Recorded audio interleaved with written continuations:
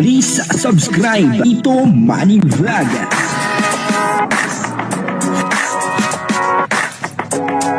Payagan po si Tito Manny Vlog na mag-reactor para pambiling gamot sa kanya pong karamdaman. Sabi po may lumalabas na issue tungkol kay Carla. Talaga nga namang nakakagulat. Yung sinabi ng tao na gumagawa ng issue. Ito ba'y gumagawa ng issue o meron talagang katotohanan sinasabi nito?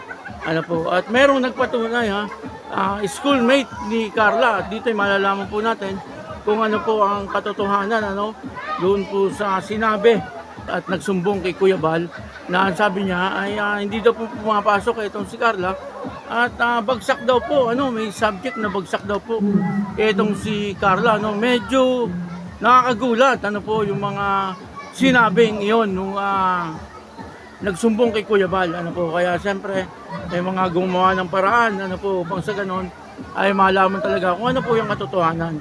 At dito nga po ay nagsalita ang isa sa mga schoolmate ni Carla. Papanoorin po natin at bibigyan po natin ng konting reaction. Pero bago po yan, ako muna po bumabati sa inyong lahat ng magandang umaga, magandang tanghali at magandang gabi sa inyong lahat mga kapatid. Kung saan man kayo ng panig ng mundo naroon ngayon ay mag-iingat kayo palagi at pagpalain kayo ng ating Panginoon. Maraming salamat din po sa patuloy na tumatangkilik sa aking YouTube channel at nanonood sa aking video reaction. Patuloy lang po natin suportahan sila Kuya Bal Santos Matubang, Kalingap Rob at Edna Vlog, Jack Tapia at yung mga kasama ko pong reactor sa Kalingap. Gayon din po yung mga charity vlogger na Kalingap partner. Ito po yung video. Panoorin natin kung saan po ay may schoolmate si Carla na nagsabi na wala naman daw pong gano'n na makikita yung grade ng estudyante doon po sa lako na kung saan ay nag-aaral itong si Carla. Ang kabuuan po ng video ito ay mapapanood po natin sa YouTube channel ni Kuya Jen. Portahan po natin Kuya Jen. Yung tanong natin kumusta yung school? Yun nga, tulad na banggit ko kanina, sa tingin mo ba, Precious, na madali bang makakuha ng, kunyari, ikaw yung grades mo, halimbawa yung grades mo, tapos ako ibang tao ako, kaya ko bang makakuha ng copy or malaman ko yung grades mo? Sa akin parang hindi kasi nung nag-try akong magkuha yung sa akin pa lang yun mahirap siya kasi sariling grades mo na yan, mahirap nang kumuha. May sariling portal na yung school kaya hindi na sila nabigay ng meron na kami portal pero portal na yun sa ilang makita mo? akin lang kasi ako lang may alam ng password tapos siya lang din makakaalam nun. Saka confidential din kung mabigay sila ng grades ng iba. Ngayon kasi hindi na sila nabigay ng hindi na papel ang binibigay nila yung papel. Ano na? Meron na kaming app sa cellphone na Orange app ang tawag doon. Orange app na doon nyo ma-access yung grades. Ma-check kung ilan yung grades na binigay sa inyo. Namin. Pero parang yung portal nga, tama, portal. Tapos yung sa inyo na makikita nyo dun. Sa amin lang. Tsaka yung password nun, kami lang nakakaalam ng Oo, okay. Ganun kahigpit na ngayon. Ay, maganda na pala ngayon sa Hindi na yung kagaya dati na may card. ng papel na yung index card. Wala nang ganun. Wala na. So parang ngayon ay Kaya nga minsan pag nahingi kami doon na gusto namin makita hindi na kami nabigay, meron na kayong portal, i-download nyo na lang tapos alamin nyo yung grades nyo dito sa teacher na to, ganun. pinapadownload na lang yung app siya, app na tinatawag na Orange app. Orange app na may yun, La Consolacion na logo. May Lalako talaga lang siya. exclusive for La Consolacion College. So ibig sabihin, mahirap ngayon makakuha ng grades dahil hindi na siya yung katulad ng dati na card. Depende na lang kung may napagsabihan siya or yung mga teacher minsan na-announce. Pero ibig sabihin, mahirap na makakuha ng kopya ng grades sa school nyo. Lalo na kung hindi naman sa yung grades, hindi ikaw yung nakapangalan, wala kang access dun sa app. Wala kang access. Dun sa app, mahirap. Imposible siya, imposible. May password, tsaka hindi mo man din malalaman. May password. So, ayun, yun po mga kalingap. Malinaw po mga kalingap.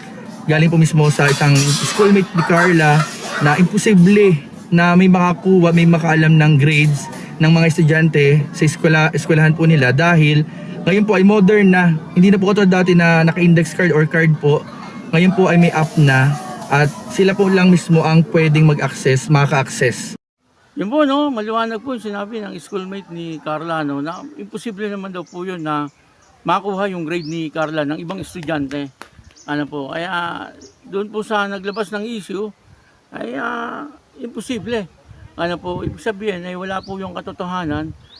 Talaga lang na gumagawa po sila ng issue upang sa ganun ay masira itong si Carla.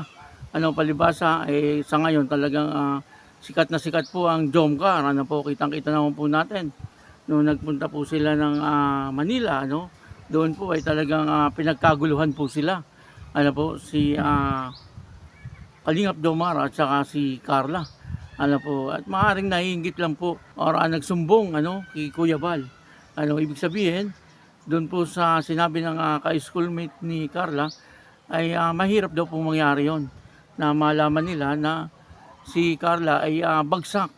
Ano po, maaari pa siguro yung hindi pumapasok, ano, pero imposible naman na gawin ni Carla yon na siya ay hindi pumapasok. Ano po, maliwanag lang na talagang ginagawan lang po ng issue itong si Carla, no, upang sa ganun ay bumagsak si Carla, no, grabe, no. Nung nakaraan ay EDC, tapos si Carla naman. Ano, sino po kaya ang susunod?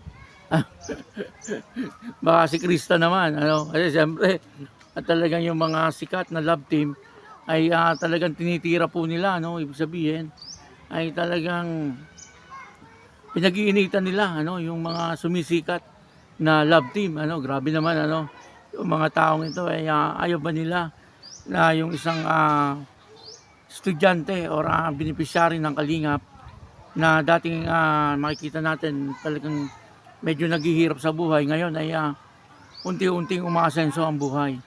Ano, napaka-selfish naman ng mga taong ito. Kung malalaman lang kung sino, ay bigyan ng leksyon. Kung sabihin ay kasuhan, ano, pwede yung kasuhan. Kasi ano yun, ano, pwede siyang makasuhan kasi paninira yun eh. Ano po, kay Carla. Alam po ni Kuya Bal kasi siyempre, ay kay Kuya Bal po siya nag-chat, ano, doon po sa messenger ni Kuya Bal. Kaya alam ni Kuya Bal kung sino itong mga taong ito. Kaya kung ito po ay mapapatunayan na hindi po totoo yung kanilang ginagawang pagsusumbong, ano, ibig sabihin ay sinisiraan nila si Carla, ay pwede po sila talagang makasuhan dito. Ano po, kaya yun, ano, dito pa yung maliwanag, ano, na sinabi nung pamangkin ni Kuya Jens na mahirap daw pong mangyari yung ganon.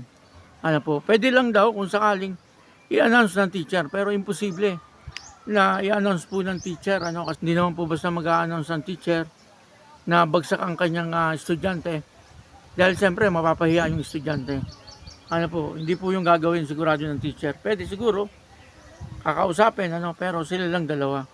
Ano po, at sabi nga nung ka-schoolmate ay mga kapag daw po may bagsak na ganun ay binibigyan pa daw po ng pangalawang pagkakataon itong estudyante. Ano po, kumbaga hindi naman po talaga binabagsak agad. Ano, pera lang daw po kung talagang nag-drop na. Kaya imposible, no, yung mga sinasabing iyon ng mga nagsumbong. Ano po, maraming salamat po kay Kuya Jen dahil dito ay marami siyempre ang naliwanagan or hindi po basta maniniwala, ano, doon po sa nagsumbong. May mga viewers na basta-basta na lang po naniniwala, ano, sa mga ganitong issue. Kaya maganda yung ginawa ni Kuya Jen, ano, na kinausap niya yung kanyang pamangkin na estudyante sa Lapu upang sa ganon ay malaman kung ano yung katotohanan para dito, ano po. Kaya yun, maraming salamat po sa inyo lahat. At ako po si Tito Manny Vlog na nagsasabing God bless you all. Diyos mabalos.